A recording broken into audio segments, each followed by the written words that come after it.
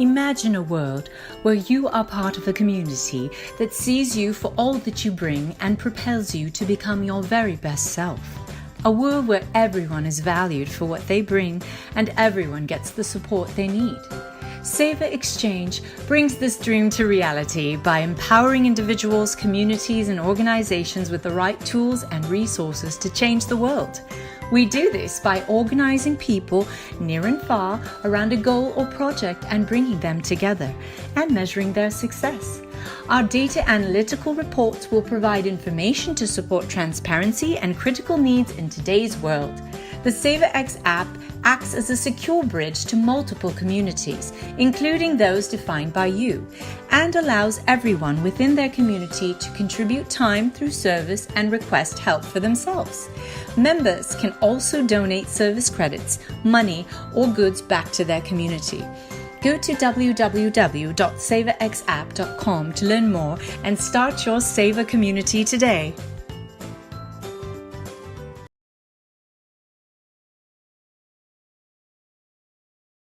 So I just wanted to mention, I just want to thank you, Lulu, because you're a dear friend of mine, and for doing this amazing event.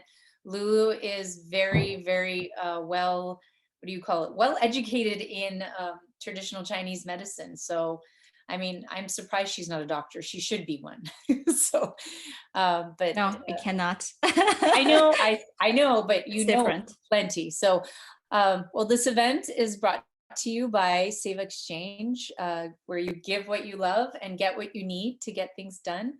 We're reinventing volunteerism by providing an easy-to-use web and mobile platform to discover one's passions through community service and to seek help when in need. So, yeah, if you have time later on in life, you can check out savorxapp.com. It's just a way that you can, anytime you have any needs or any questions or anything you need help in life, you can ask for it. And you're encouraged to ask for help as well as offer volunteerism. So thank you. And with that, I present you the amazing Lulu Yan. Thank you. And happy International Day of the Happiness. This is actually the first time I heard of this day. So thanks for educating me about this. So yeah, my name is Lulu. I'm from Herbal-Pal, and today I'm going to tell you some stories and touch on a few concepts that you might be able to apply in your daily routine for a healthier and better life. Although I grew up with traditional Chinese medicine, also known as TCM, which I'll use the words interchangeably, and my life was saved by it, actually. I once diverted from the principles that TCM taught and actually damaged my own well-being. Fortunately, it's not too late to get back to the past in line with our nature. So let's learn together on Herbal-Pal's channel so that you don't make the same mistakes many patients and I had made. So if you stick to the end to the session, we're probably going to offer a small gift of coupon for those of you who attended live. So I prepared a lot of topics because those are part of routines. Although we all come from different walks of life, there are certain commonalities we share as human beings, no matter where we are or what we do. For example, we all eat, sleep, feel, and are influenced by our environments. And if you have heard Qigong or Tai Chi before, you probably know that TCM has a very different philosophy for exercising as well. So TCM was historically associated with Ancient Astronomy, which is surprisingly precise and still valid today. That's why I'm going to touch on it a little bit at the end of towards the end of the session, because it's related to disease and global pandemic today. So all these topics relate to each other, and the core message I really want to deliver is that the underlying philosophy and principles. I'll probably be able to only cover part of eating and environment given today's 1 hour time. So before I start, if any of you want to let me know your interest and backgrounds, because I know I want to hear stories, and you can type in the type box if that helps, or just chime in directly. Yeah. So I assume if you guys have not say anything, I assume you guys probably know yin and yang. Okay.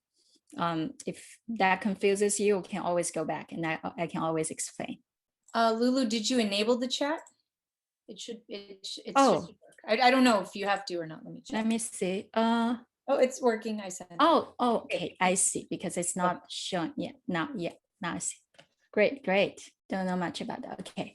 So yeah. So so Sage, yeah, thank you for typing in. You can actually speak out.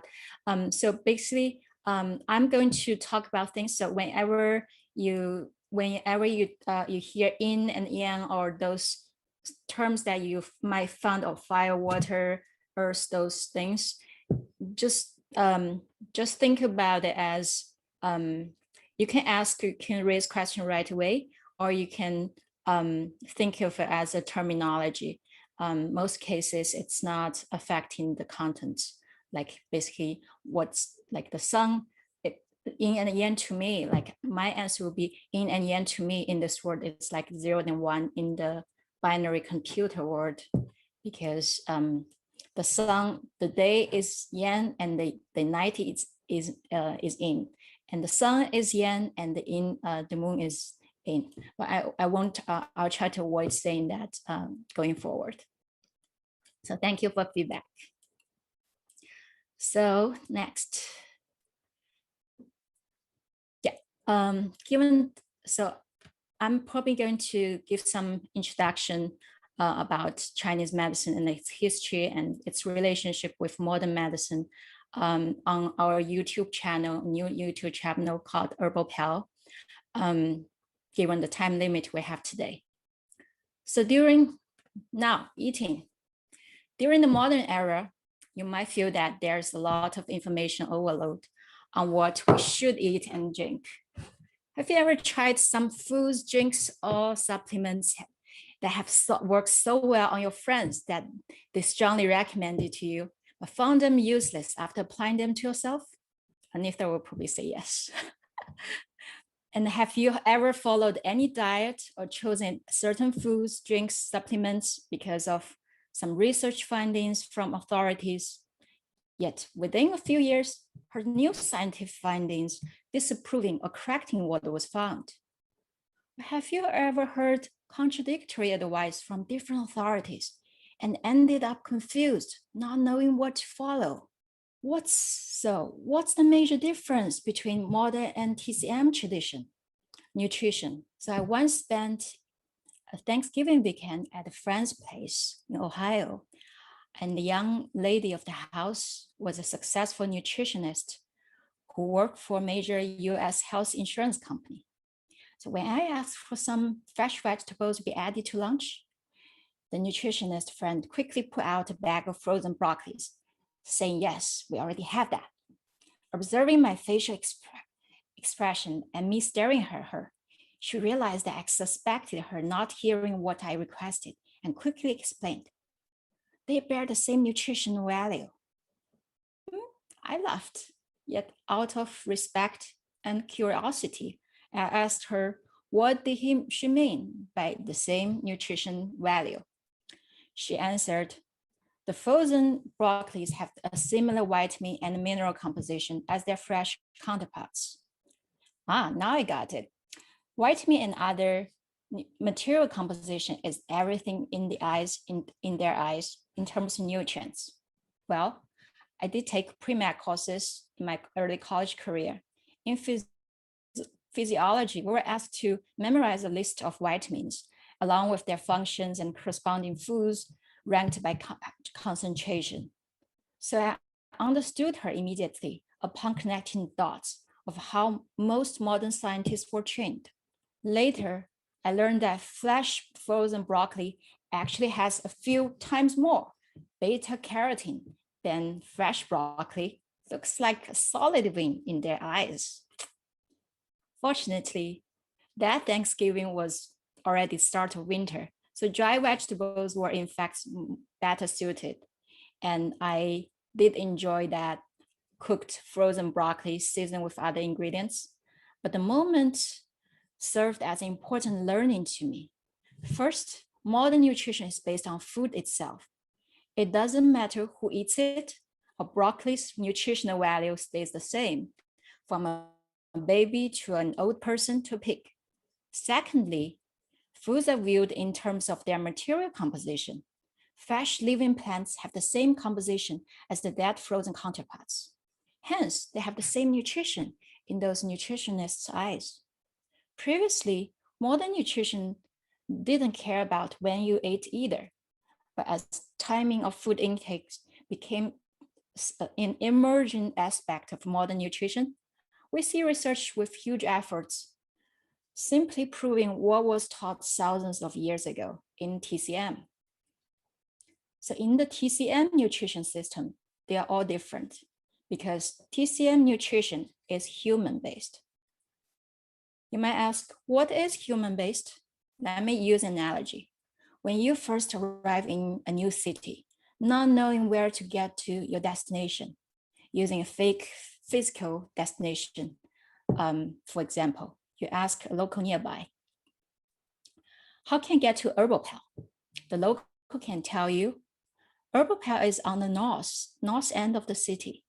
Or the local person can say, look, it's about 10 minutes walk to your right. Which answer helps you more? To me, the second answer, because I'm a person without good sense of directions. I cannot even tell where is north and where is south, which is why I got lost in the first place. So north is based on the earth.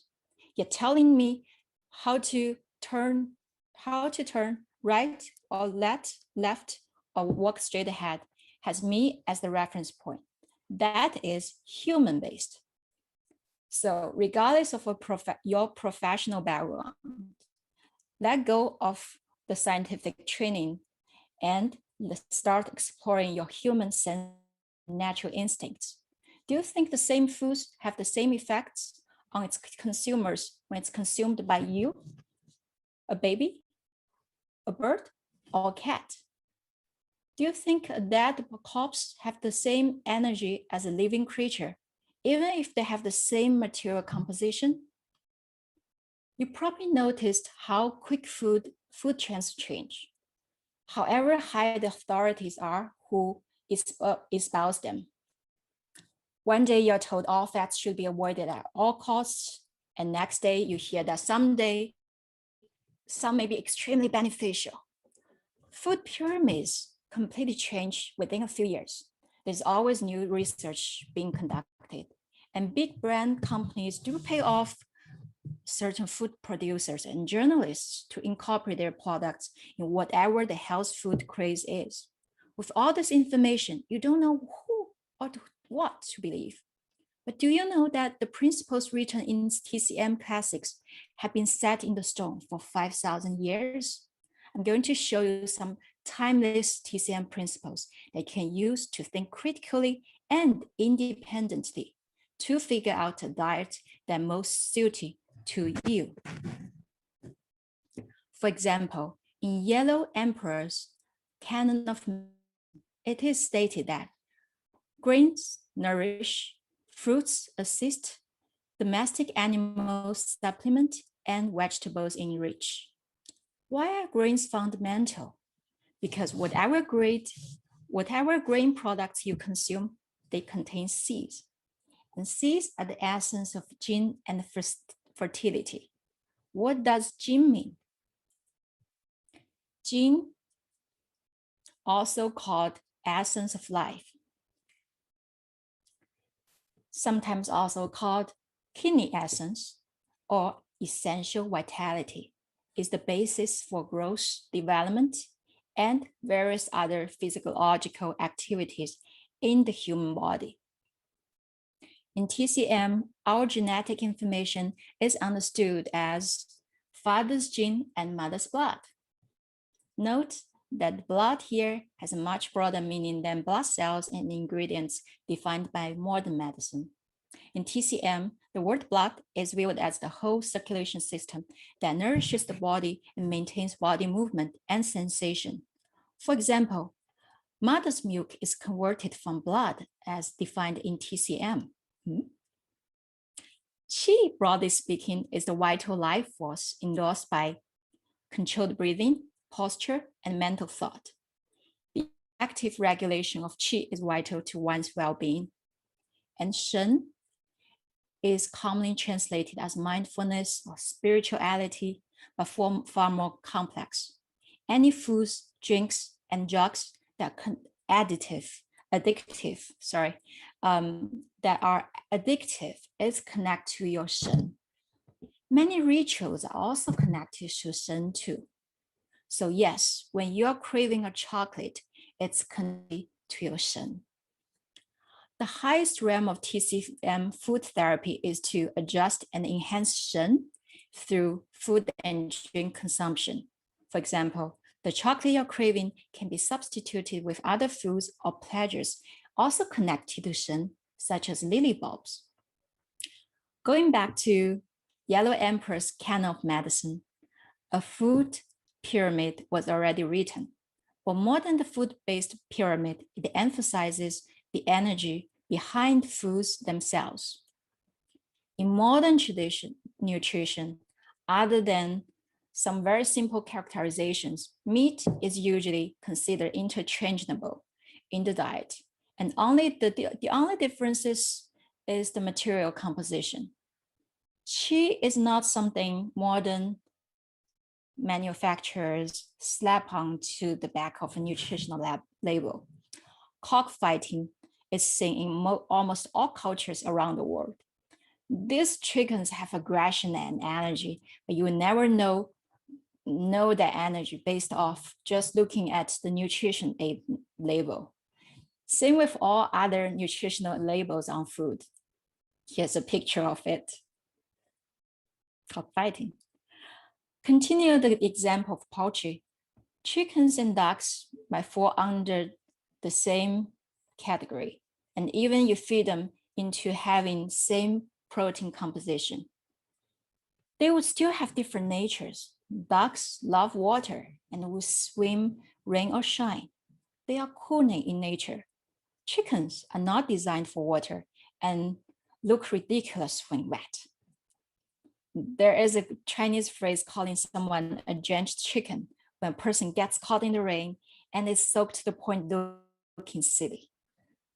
They're not only warmer in nature, but triggers wind in the body. Wind here is a TCM term that represents a Yan phenomenon and one of the evil energies that could cause diseases. In TCM, ducks are categorized different from chicken, and their meat gives off different qi or energy based off the nature of the duck. Many of you heard of Peking duck. That's an exquisite Chinese dish. For example, Peking duck must be roasted with fruit tree wood to be the most fragrant. Why is there no Peking chicken? Because ducks are cool in nature. When they are grilled and served with shredded green onions that has warm nature, it reaches balance and harmony. The Mandarin pancakes used to roast duck are made of unfermented flour. You guys can see my mouth, right? Which are difficult to digest, this part. So it must be matched with fully fermented noodle sauce to achieve the effect of facilitating digestion. That's why it must be fermented sauce, not peanut butter or sesame sauce. That will make digestion harder and goes against the harmony in food. There's another popular dish in northeastern China called chicken mushroom stew. If you want to know the nature of a food without conscious knowledge, check out the environment where its sauce grew up. Chickens fly on the ground, they're warm in nature and can cause wind in your body, as we said. Mushrooms, on the other hand, grow in cool, dark places. Their nature is cold and damp, and when the two are stood together, they are naturally balanced and healthy. So any Chinese chef who knows how to keep yin-yang balance and good health would not make fried chicken. That's like adding fuel to the fire. For example, children are called pure yang bodies in TCM, right? You guys, for those of you are mothers, fathers, you know that. They have a lot of energy. Attention deficit hyperactivity disorder, which we call ADHD, is a behavior disorder that affects up to 1 in 20 children in the US. And worldwide, I think the average number prevalence has been estimated in children and adolescents about 2% overall. The range was from 0.1 to 8.1%. So besides genetic and environment factors, it is usually associated with the diet. We have seen children who eat a lot of chicken meat. They are back to normal simply by changing their diet. There are tons of modern research on lists of foods to avoid for certain disease. According to TCM, the simple rule of thumb is just balance and harmony. That said, if you ask me any food is good or bad, the answer would be it depends, because at least 3 factors needs to be considered in every TCM guided choice. That is time, space, person, more broadly known as heaven, earth, human. For example, in Chongqing, China, folks do cook the already warm nature chicken with hot chili oil. Why? Because Chongqing has a humid subtropical climate, and for most of the year experiences relatively high humidity, with all months above 75%. So a diet that adds fuel to the fire helps the locals keep the dampness outside their bodies. We learn more about TCM food characterization next. But given the time we have, let me skip the very theoretical part for now. So timing matters greatly, location matters. Let me get back after the theory. So let's take a most basic and universal water, for example. People know a lot more intricacies about water in ancient China compared to nowadays, despite the technological advancement. Wang Anshi, a Song dynasty politician and scholar, and had a health issue caused by phlegm fire in TCM terms. A doctor told him to use water from middle Qi-Tang Gorge to boil the tea he already has. Now, how is he going to get the water specified? Learning that his colleague, a scholar and a poet called Su Shi, was going to take a trip passing by the gorges of the Yangtze River, he asked Su to fetch water for him from the middle of the 3 gorges, the section of the Yangtze River. You can see this from, here. So Su accepted the request. Yet Su soon forgot about this request during his trip within the section, the intended section of Qi-Tang Gorge. Here on the map. So instead of fetching water from that section of the river, he got it from the lower gorge, thinking that it wouldn't make much difference, right? Composition the same. When Su returned and handed Wang this water, Wang immediately boiled this water to brew his tea. It took a while. And then before the steeping tea to give off its color, it take a little bit of time. Wang asked Su, "Is this water from the middle gorge?" Su got a little nervous, yet was able to answer calmly, "Yes, sir." Wang laughed and said, "Are you trying to perform a sleight of hand on me? Obviously, it's from the lower gorge." Su was astounded and had to confess, Oh, I enjoyed the scenery of the Chitang Gorge so much that I forgot about your request. It was only when I reached the lower gorge that I remembered it. I decided to get some water there and thought there wouldn't be much difference. How were you able to tell which section of the gorges the water was from? Wang answered, in classic water supplementary notes, careful observations were noted about the water in the Yangtze River. The water in the upper gorge flows very fast, and the water in the lower gorge flows very slowly. And the water in the middle gorge flows at a leisurely speed in between. Consequently, using water from Yangtze River to brew my tea, the tea leaves, the upper gorge water would impart a strong taste, while the lower gorge water would mark for a weak taste. The taste of the middle gorge water would be in between and suited for my disease because my disease is due to medium fire. So I need the water from middle gorge to open my body channels. Today, using the water you brought, the color of the tea develops so slowly, of course, quicker than the extreme one. So I know it's from the lower gorge. Sue then stood up from the table and offered a formal apology. To make something as simple as tea, you must have the right teapot, right kind of water, right temperature, right timing, all working together to produce the desired efficacy. Ancients understood that you must get things orchestrated and optimized based on the principles to produce a certain results. In TCM, drinking water from the mountains, the middle of the rivers, and from deep in wells have very different impacts on your health. Regarding flowing and still water, Sun Smiao, a TCM doctor in Tang Dynasty, mentioned in his book that flowing water should be used to steam ginseng thank you, Anita. So it should be used to steam ginseng, while still water does not work for this purpose. While modern medicine understands that waters from different sources have different properties, it is usually based on hard factors such as pH value, mineral, and salt level. The ancients didn't know the average pH value.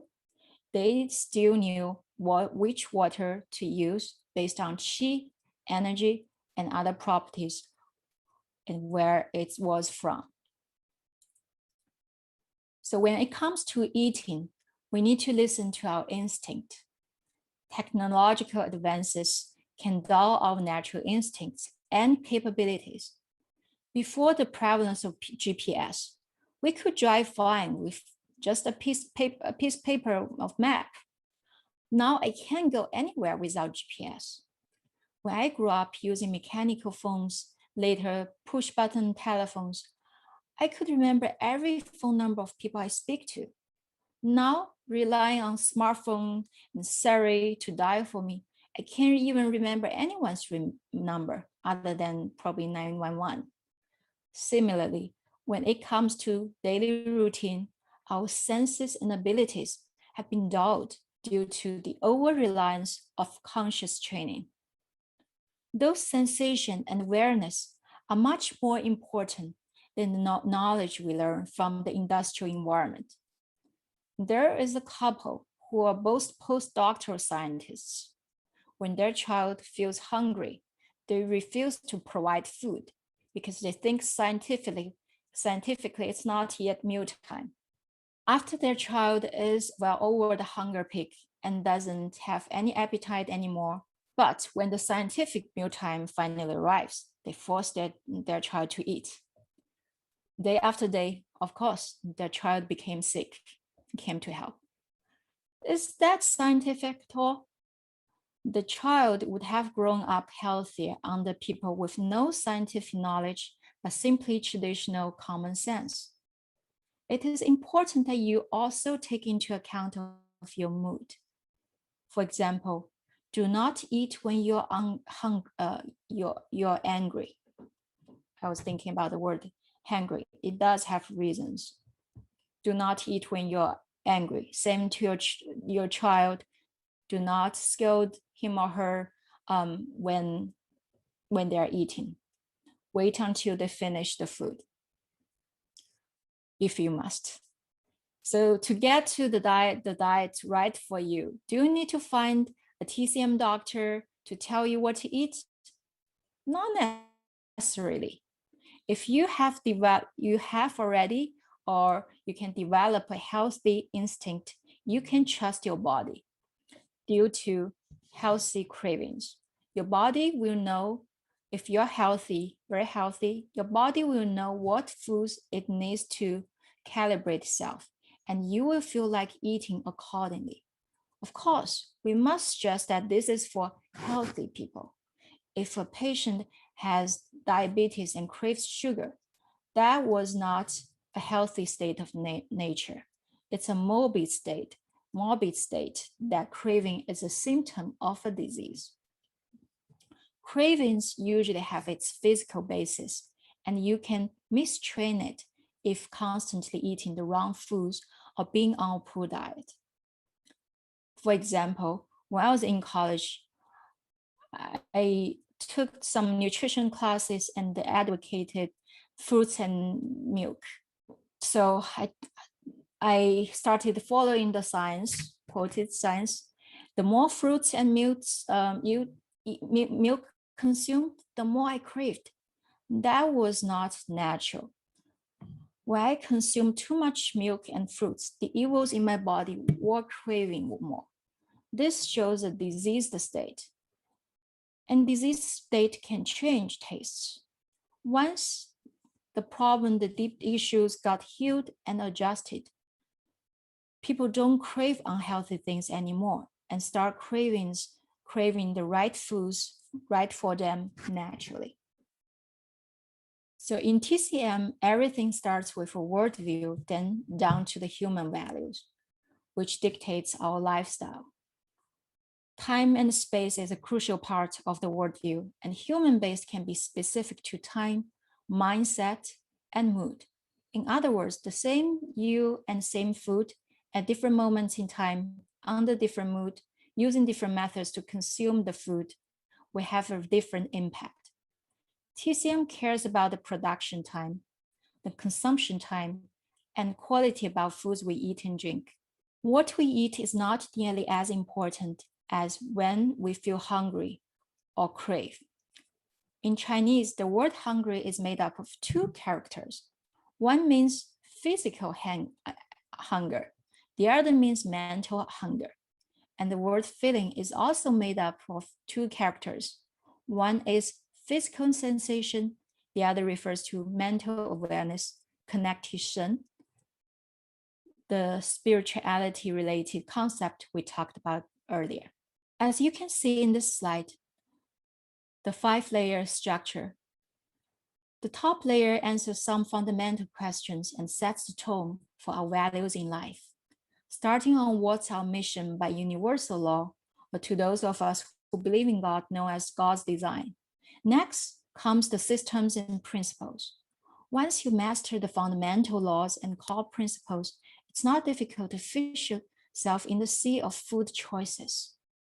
As you can tell, modern nutrition centers mostly around the bottom 2 layers. That's why they are constantly changing. New research findings disproves former ones, but TCM principle stays timeless throughout the 5,000 years. When the world is now driven by commercial interests, we often receive sponsored propaganda to brainwash us on how to eat and live. When it goes so deep, retrieving back our natural instincts and spread of common sense becomes important. For example, do all adults need to drink milk? Do we really need 8 glasses of water? Do we really need to take calcium supplements? Is pork oil bad, yet hybrid cooking oil not that bad? TCM focuses on awakening our instincts and the design you were born with. It looks behind the material level and examines Jin, Qi, Shen, all these invisible energies with different refined scopes. Nowadays, a lot of us are trained to be pan-scientific, trusting machines and devices more than ourselves. This is like buying shoes using a ruler instead of trusting your own feet. If you think God or the universe already gave you a decent system to sense and wear, please take care of it. Of course, if you are a pilot operating on an airplane, it's best to trust this device because aircraft cannot feel on its own and does not have chi behind it. On the contrary, human bodies are not just objects, but dynamic living systems. So given time limit, let me skip the other sections. I would like to, because I would like to mention a point related to the upcoming season. And if you're interested, let me know. I can always go back to sleep. Can always go back to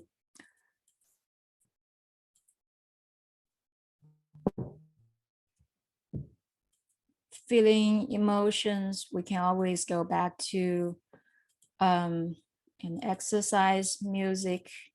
We can all go back to that if we still have time after I talk about that. And there's the herbal disease and traditional Chinese herbal medicine. So let me fast forward to, so let me fast forward to the season we are in now. So environment, climate, health, pandemics. That's the whole world is feeling, at least was feeling last year. So during the Shang Dynasty, which was 17th century BC to about 1000 BC, ancient people have divided 4 solar systems: the spring equinox, the summer solstice, the autumn equinox, and the winter solstice by observing the shadow at noon. When the shadow is the shortest in a year, it is summer solstice, and the longest is winter solstice, and the moderate is spring equinox or autumn fall equinox. In 104 BC, the astronomical positions of 24 solar terms were decided. Later, we also decided 5 days is called a whole, and a year is also viewed as 72 phenologies. So as you can see from either graph, there are 24 solar terms in a year. And you can tell that we are currently reaching spring equinox of 2021, March 20th, we are reaching it.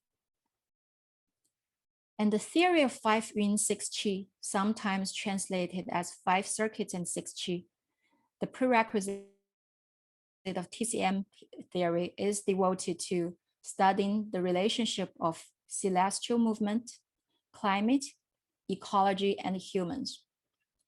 In ancient China, every TCM doctor had to understand 5 yin, 6 qi with a clear view of time and space and how it's affecting human health and disease. Unfortunately, many TCM practitioners nowadays don't even know what that is. So 5 yin, 6 qi, it analyzes every 60 years as a sub-cycle and every 180 years full cycle. For each year of the cycle, there are time-tested descriptions about the climate and disease trends. So it's not mystical that it precisely predicted the time windows for pandemics, from SARS, swine flu to COVID-19. The time windows of outbreaks very exact. The lunar year 2021, year of the ox, has a fundamental theme in climate, insufficient water, implying dampness and coldness in the qi. So for people who suffer from edema, rheumatoid arthritis, or infertility, their kidney system problems, this year could be a little bit more obvious. Why? Because this year is a year of this insufficient water. I'll talk about it next. So from January 20th to 2021, I mean this year, from January to 20th to March 20th, which is tomorrow, it was the first, or I can call it today. So from January the 20th to today was the first qi of lunar year 2021. And the past time window was not conducive to the spread of any pandemic or epidemic. In the US, people attributed the recent COVID drop purely to vaccines and policies. No public health authorities or media thought about climate, which was the key driving factor. In the US, some public figures who do not understand this were saying that they expect COVID situation to end in April. Well, I hope that's true, but let's take a look at what's taught on ancient text. In Yellow Emperor's Canon of Medicine, for this year, which this book, by the way, was compiled 2,700 years ago. For this year called Xinchou of the 60-year cycle, during the upcoming time window, second qi of this year, climate will change, especially from early April to late May. It has the heat from the fire and wind from the wood. Because of excessive fire, and now till April the 5th was also warm, epidemic could break out again during this time, usually having a delay in media news, if it does. And if it does break out, it may continue for a little bit. Therefore, we must take good measures to prevent the epidemic, not to overlook, but not to over fearful as well. Since the dampness and coldness due to insufficient water this year is slightly better than last year's dryness due to excessive metal. So during this upcoming time window called second qi, if pneumonia or nose bleeding occurs, it is best to add some traditional medicine that has heat clearing and dampness reduction effects. Every herbal medicine I prepared in section we'll talk about again on our YouTube channel needs to consider time, space, person too. So for those who have more interest in this ancient theory and modern application, feel free to check out my Medium posts. I will also put on more topics that we did not have time to talk about on Herbal-Pal's YouTube channel. So please subscribe and share to those who might benefit from traditional Chinese medicine. I look forward to talking with you again on YouTube's channel. Let me stop there and thank you, and hopefully we can talk again and hear your feedback. Feel free to email me or subscribe to our channel. That's highly encouraged. And let me know if you need to apply the credit elsewhere, for example, for our consultations. But I'll put up a lot of free contents on the YouTube channel of Herbal-Pal, Herbal-Pal. Thank you, and stay tuned for our YouTube channel for more contents. I hope you have a good night.